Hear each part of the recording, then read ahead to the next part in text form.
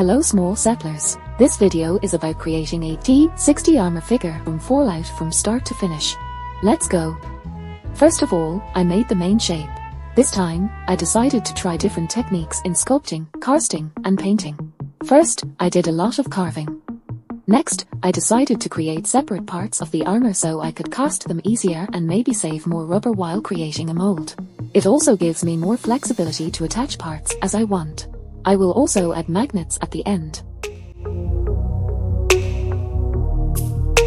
By the way, you might be asking why I don't use a wire to straighten up the figure. It's because I'm using the hardest monster clay they have. So if you're using polymer clay, it's better to have a wire to support your figure.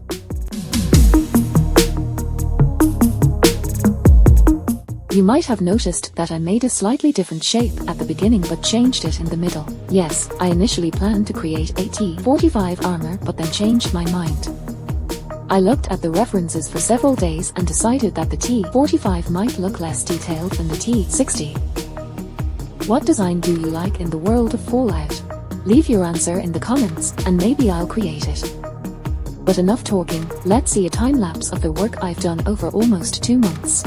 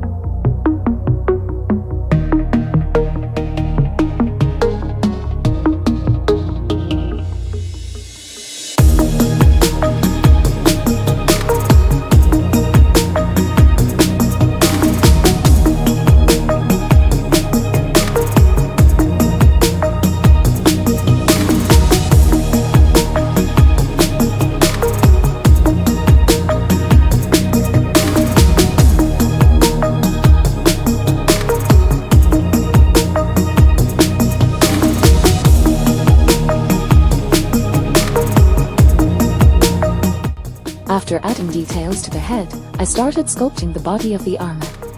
It was actually easier than I thought it would be. But the most time-consuming parts were the arms, legs, and shoulder pads. The arms had robotic fingers, and the legs were quite large, so I measured them a lot to ensure they could be attached with magnets without any interfering parts at the joints.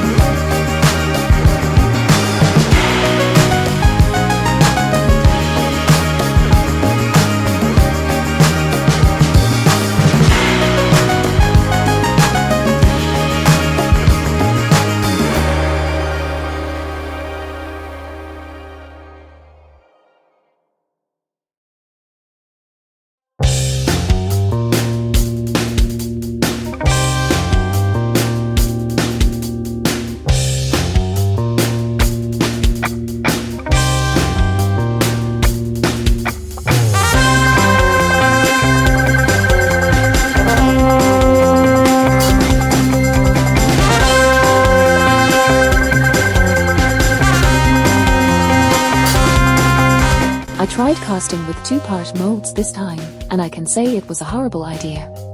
The layer of rubber was thin, and it took me 4 days to cast everything.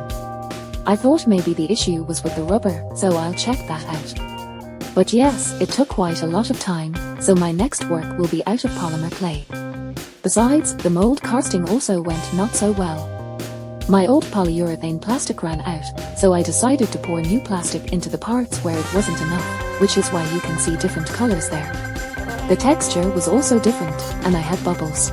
I was really upset with the casting result, but I decided to give it a chance and try to paint it. Maybe I can use some of them after all. I polished all of them and coated them with black primer.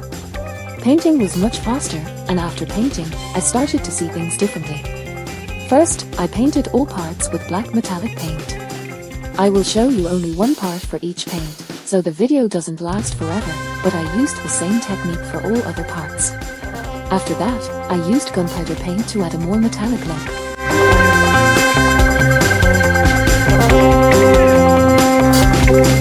I also added shades with black paint so it looked like machine oil or something really old on metal. The camera probably doesn't show it correctly, but the parts were quite shiny already.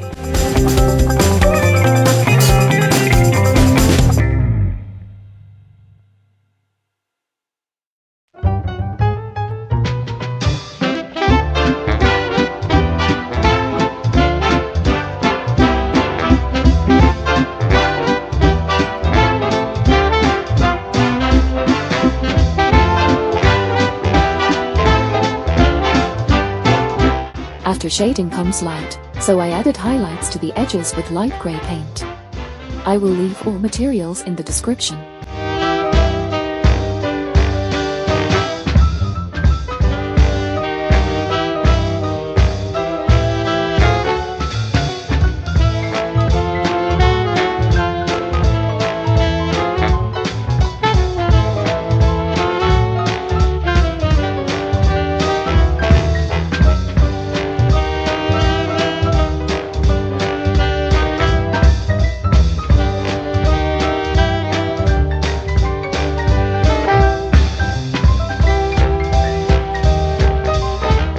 Then I started to use a rust color, adding more textures to the base layer.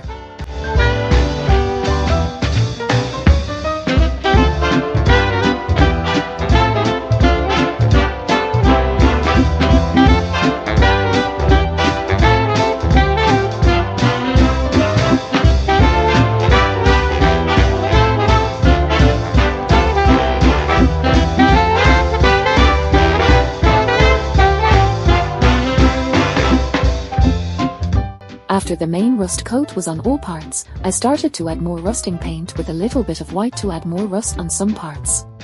Here I saw the potential of my failed casting because it gave a texture I couldn't even sculpt by hand. So I began to highlight imperfections, and it really looked like rusty metal.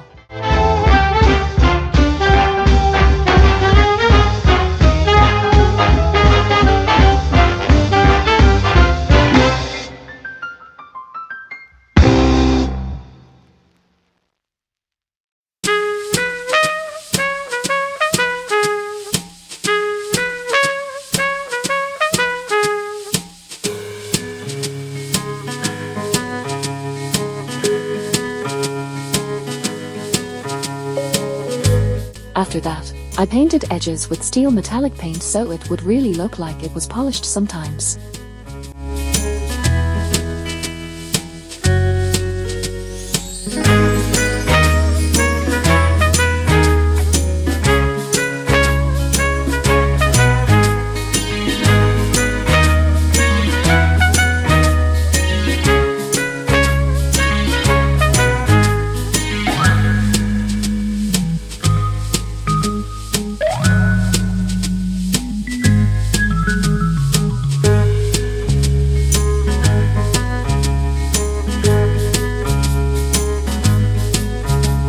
Finally, I added a tiny bit of rusty metallic here and there. I don't know, I just wanted to add it. If you're doing some rusty painting, it's up to you. It's not actually necessary, but to me, it looks a bit better.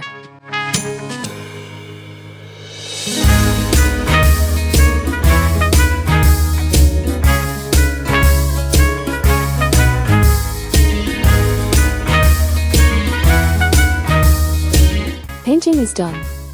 After that, I drilled holes for magnets and glued them with super glue. I also glued the head and shoulder pads to the body.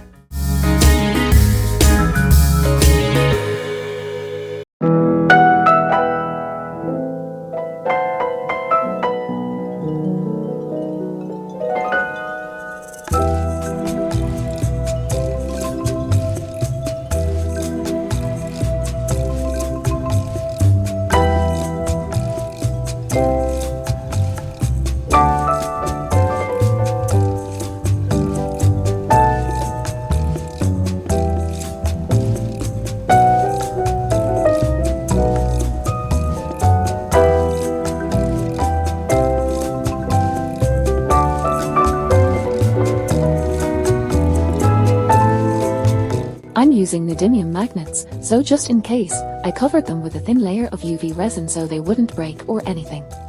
If you're doing the same project at home, I suggest adding magnets to the bottom of the shoe so it would stand more confidently on a metallic stand.